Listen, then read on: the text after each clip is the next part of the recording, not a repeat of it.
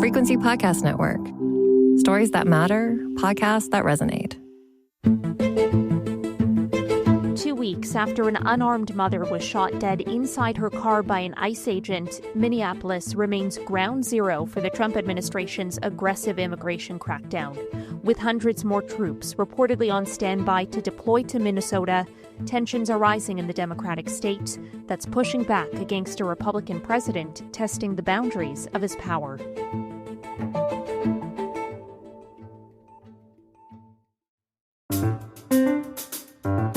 I'm Caryn Ceolin, and today on The Big Story, I'm speaking with award-winning journalist and international security analyst Jeanne Meserve to discuss what ICE is doing on U.S. streets and how the agency, a cornerstone of Trump's domestic policy agenda, is transforming. Jeanne, it's an honor and a pleasure to be speaking with you today. Thank you so much for making the time. Thanks for having me on. I want to start by acknowledging, of course, that this week capped Trump's first year back in office, and probably considerable understatement to say that the last 365 days have been nothing short of significant. For you, what has the story of his first year back in office been? It's been one of upheaval and volatility. Those are the words I would describe. You look at the international situation, the posturing going on over Greenland, possible disruption of the NATO alliance, lack of very visible support for Ukraine. That all is turning things on its head. But in addition, you have the immigration question. This is something that President Trump ran for office on. This is what he promised he would take care of. And he has made some remarkable gains. There have been very few crossings across the southern border, something that has been problematic for decades. And yet, it also has meant in these first 365 days, this huge ramp up of enforcement efforts across the United States. Some of it has been quite controversial. How much of what Trump is doing at the level of geopolitics, as you've just laid out some of it, how much of that is about distracting from domestic affairs, and in particular, his immigration actions at home? I do not think it's about distracting from the immigration issue. He sees that as a winner with his base. It may be a distraction from some other issues he faces. I'm thinking specifically of the Epstein files. There is still a lot of sentiment in the United States that those should be released in full. We don't know what they will say about President Trump and others, but people would like to see for themselves, and there has not been transparency there. So is this noise about Greenland a distraction from that? I'm not inside the White House. I can't speak to their psychology, but it certainly has had the practical effect of distracting from that issue. As a Canadian watching what's been unfolding in the U.S., this month's, fatal shooting of Renee Good, it seemed somewhat of like a defining moment for President Trump's domestic policy. And I just wonder, what was your first thought when you hear an ICE agent shot and killed an American citizen? It took me back to the Vietnam War. I'm old enough to remember Kent State, where the National Guard killed 4 students who were protesting against the war. It was a galvanizing moment against the war.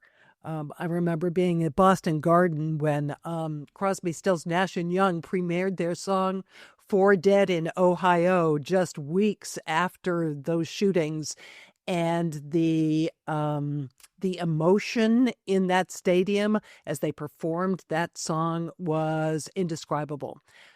So when I heard about the killing of Renee Good, it took me back to that. And I couldn't help but wonder, was this also going to be a galvanizing moment when it came to immigration policy? And frankly, it appears to have been one.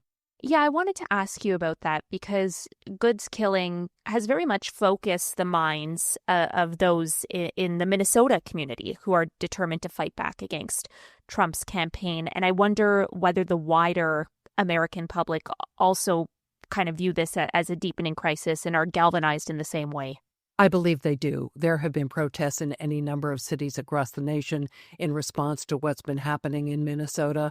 I think if you look at the polling numbers, It shows that even people who generally were supportive of President Trump's efforts to crack down on immigration, they think this has gone too far. So I do think it is galvanizing people in a way that no other incidents have. This is, of course, all playing out against the backdrop of increasingly tense confrontations between residents and federal officers. There are still, of course, highly visible patrols by ICE. I mean, just the other day, a New Hampshire bishop making international news for comments he made in which he warned his clergy to finalize their wills, get their affairs in order, something to that effect, to prepare for a new era of martyrdom. I mean, like, what is happening here? How did we get here? Well, I think we have a highly polarized electorate in the United States. That's not a news flash.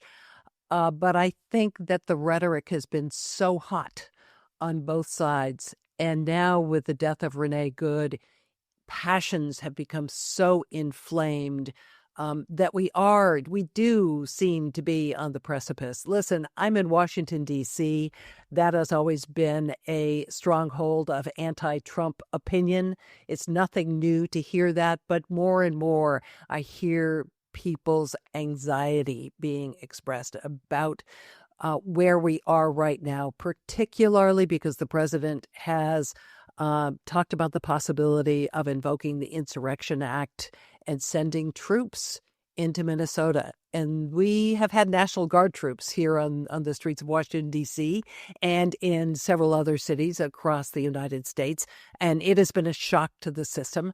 But I think to see them deployed against protesters, and protest, after all, is a tried and true American tradition enshrined in our Constitution, takes things to a different level.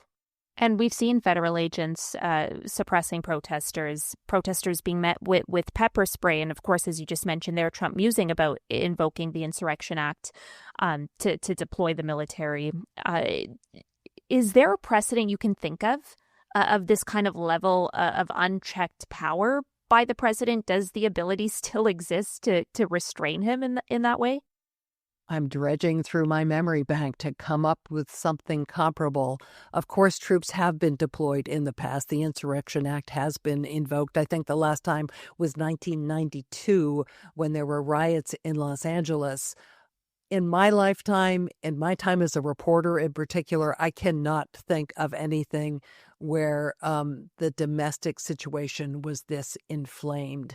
As to how we walk back from it, there's a real question amongst some about whether the president wants to walk back from it. You have heard the governor of Minnesota and the mayor of Minneapolis say they think the president is trying to bait them, that in fact he wants to put troops on the street. This was something that the president talked about during the Black Lives Matter protests in his first term, and there were people within his administration who restrained him, who advised him against them, and it did not happen. There do not appear to be those restraints on the president anymore. So I think that's why you're seeing such an elevated situation right now, and why I'm not sure, short of the president changing his mind, or total capitulation on the part of people who disagree with the president, I'm not sure there's anything to constrain him. Congress doesn't appear to be interested in doing anything. I just want to pick up on your point about Democratic officials saying they believe Trump is trying to bait them and bait the protesters. From your vantage point, do you think Trump is taking advantage of the crisis here to play politics? Oh, I'm certain he's playing politics. There's no doubt about it. He's like every other office holder. They're always playing politics about one thing or another. As to whether he's trying to bait them, again, I'm not inside the White House. I'm not inside the halls of power. I can't say definitively that that's what he's trying to do, but I think officials are doing the right thing by saying to the protesters, play it cool, don't give him an excuse. How do we make sense then of the president renewing his threat to send in troops? I mean, how are you as an American making sense of it? I'm not sure I am making sense of it, except that this is Donald Trump. And he is a believer in power. He's a believer in force. He's a believer in dominance. So all of those things contribute to my feeling that for him, this makes sense. But the thought that 1,500 troops are being prepared up in Alaska for potential deployment to Minnesota is kind of jaw-dropping, to be frank. Can you kind of put into perspective for us Canadians why that is so stunning? Because we have a constitution which says we should have free speech. We have a constitution that says there are 3 co-equal branches of government. Because civil disobedience has been part of our culture since the Boston Tea Party. All of those things make it startling to think that we would turn on ourselves. We've had our disagreements. Of course, every country has its internal struggles over policy. Generally speaking, I think Americans are supportive of the idea of being more attuned to what's happening at the border, to shutting it down. In all the polling, President Trump gets high marks for having slowed immigration. I think most Americans support the goal of deporting people who are accused of violent crimes. We don't want them here. And if they don't play by our rules, ship them out. I don't think people disagree with that. What people are so upset about is when they look around their own communities and they see the people who take care of their kids or take care of their elderly or who are waiting on them in restaurants or cleaning their houses or mowing their lawns, people who they interact with every day, who appear to be law-abiding, who are paying taxes, that these people should see their families separated and should be booted out of the country. And in fact, when you see U.S. citizens in some cases being detained, it's just a new world. It's nothing that, in my recollection, has ever happened. Certainly, it hasn't happened in modern U.S. history. Is public polling the best last hope in that sense of reining Trump in? If the American public begins to no longer support his actions on immigration, is that really what you're holding on to here? No, he's not going to be able to run for re-election. And so his own future is not really at risk here. And he has a base that is strongly behind him and that is supporting him even in this current situation. Their support appears to be unwavering. And what hangs in the balance, I think, is the Congress. We have midterm elections coming up in November. At the moment, the Republicans control the House and the Senate, as well as the White House. They risk losing control of the House and the Senate in the next election. And if that should happen, he will have far less leeway to at least get legislation passed. Although a footnote, he does a lot of things through executive action rather than through legislation. So I'm not sure that the polling really has much impact on him. It may have impact on some members of Congress who are coming up for re-election, who may be in districts which could swing Democratic. Now, there are a lot of members of Congress who are in districts that are firmly Republican, and no matter what, they're likely to get reelected or the Republican candidate's likely to win. But there are some in swing districts who could be looking at this polling and having second thoughts about marching in lockstep with the president. Sorry to interrupt here. I've just received a breaking news alert from the New York Times. I just want to pull this up real quick. It says here, federal prosecutors have now issued subpoenas to at least 5 Democratic officials in Minnesota, ramping up the Justice Department's investigation into their response to the Trump administration's immigration crackdown. Could I just get your thoughts on those subpoenas that have been issued and what it signals to you about just how far the Justice Department is willing to go to I suppose, allow Trump to keep doing what he's doing. We were anticipating subpoenas against the governor, against the mayor, and against Minnesota's attorney general. Do you happen to know from that news alert who the other two officials are? Let me just pull this up here real quick. So Tim Walz, the mayor of Minneapolis, the mayor of St. Paul, and then two Minnesota prosecutors, Keith Ellison and Mary Moriarty, were also sent similar subpoenas, according to the New York Times reporting. I am not a lawyer. I want to preface all my remarks by saying that. I'm not sure if you get a subpoena whether you're the target of an investigation or not. He has been upset with all of those officials, the president has, and the Department of Justice. They have accused them of essentially encouraging actions against ICE on the ground. And we anticipated subpoenas against some of them, as I mentioned.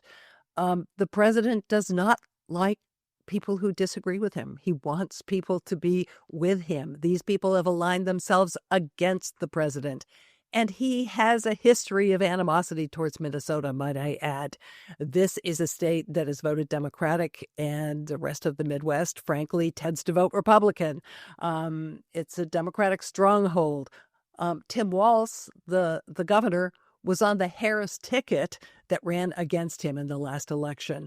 Minnesota was the place where George Floyd was murdered, where the Black Lives Matter protests erupted that caused such upheaval during his first term. And I might add, Minnesota is also home to Ilhan Omar, the first Somali to be elected to the U.S. Congress. And as you know, the president has had very unkind words about her. So I think it's all part and parcel. This is a state he doesn't like. This is a couple of cities he doesn't like, and they aren't with him. If they aren't with him, he wants action against them. What's disturbing, of course, if you're an American, at least an American who's used to the traditional uses of the levers of power, is that the Department of Justice has historically been independent from the White House. It is supposed to be independent of the White House.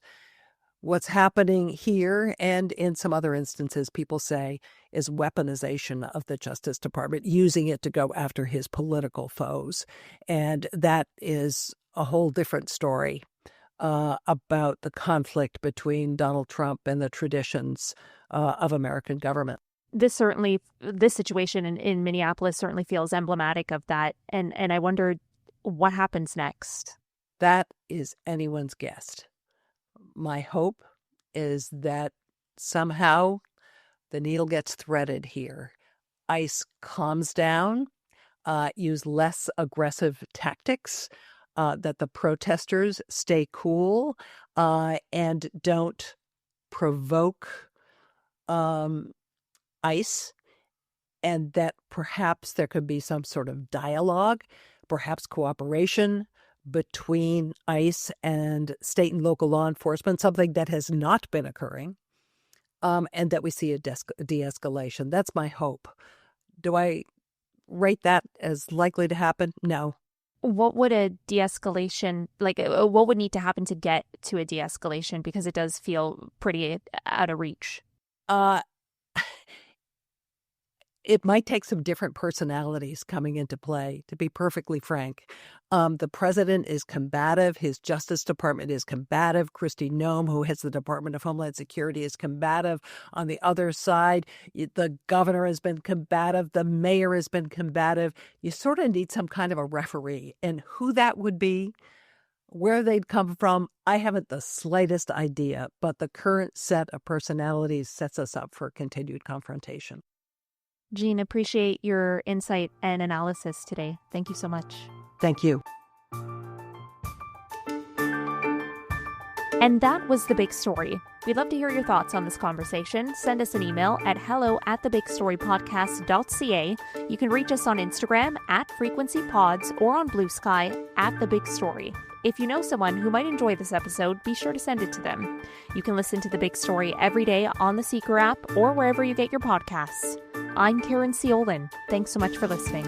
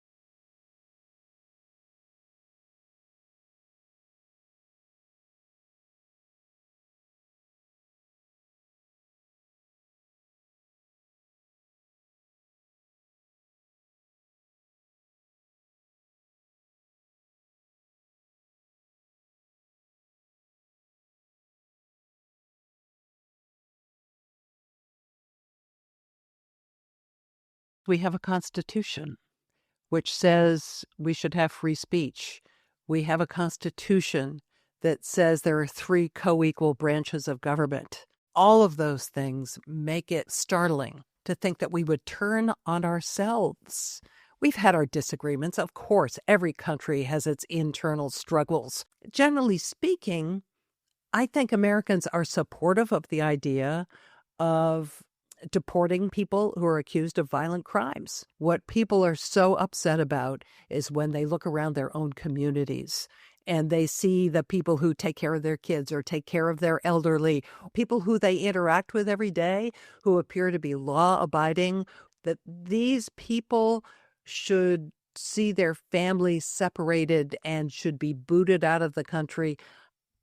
And in fact, when you see U.S. citizens in some cases being detained, it's just a new world.